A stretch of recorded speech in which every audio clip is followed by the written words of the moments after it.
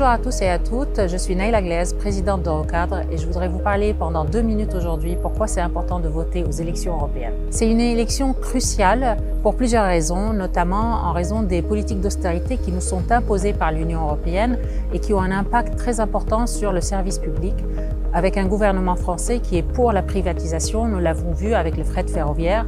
Il a également mis fin aux tarifs régulés de l'énergie. Ce n'est absolument pas de cette Europe-là que nous voulons. Il est aussi important d'aller voter pour faire barrage à l'extrême droite qui malheureusement progresse en Europe partout, mais aussi en France. Ce qu'il faut savoir, c'est que le projet de l'extrême droite, il est contre les travailleurs. Actuellement, les élus au Parlement européen de l'extrême droite ont voté contre les textes qui apportent des avancées sociales, comme par exemple le salaire minimum européen, la directive européenne pour la protection des travailleurs des plateformes.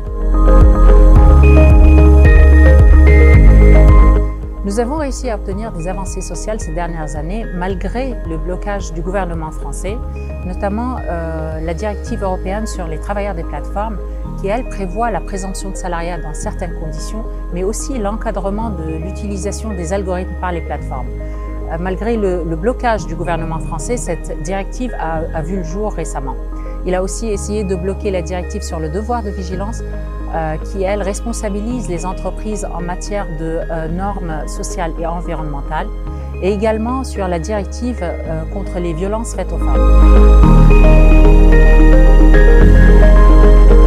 L'UJIC-CGT est membre d'Eurocadre, qui est l'organisation qui regroupe tous les syndicats de l'encadrement au niveau européen. Cette organisation est reconnue par la Commission européenne comme partenaire social européen, c'est-à-dire qu'Eurocadre participe au dialogue social européen et négocie les accords avec le patronat européen. Nous menons actuellement plusieurs batailles au niveau européen. La première, c'est notre campagne endstress.eu qui appelle pour une directive européenne sur les risques psychosociaux. Comme nous le savons, ces risques sont assez répandus sur les lieux de travail et la France n'est pas épargnée malheureusement. 60% des jours de travail sont perdus à cause de ces risques-là. En France, le forfait jour n'arrange pas les choses. Selon le dernier baromètre Via Voice, 71% des cadres travaillent plus de 40 heures par semaine et un cadre sur 2 travaille pendant ces jours de repos. Il est également temps que le burn-out soit reconnu comme maladie professionnelle. Nous travaillons également actuellement sur une directive pour encadrer le télétravail et pour avoir un réel droit à la déconnexion, un droit effectif pour pouvoir se déconnecter. Également, parmi les travaux d'Eurocadre, c'est l'intelligence artificielle. Nous travaillons à un encadrement plus strict de l'intelligence artificielle et notamment de l'utilisation des algorithmes sur le lieu du travail. La formation professionnelle est une de nos priorités. Nous devons avoir un droit à la formation professionnelle, plutôt une obligation d'être formé sur le lieu de travail pendant les horaires de travail.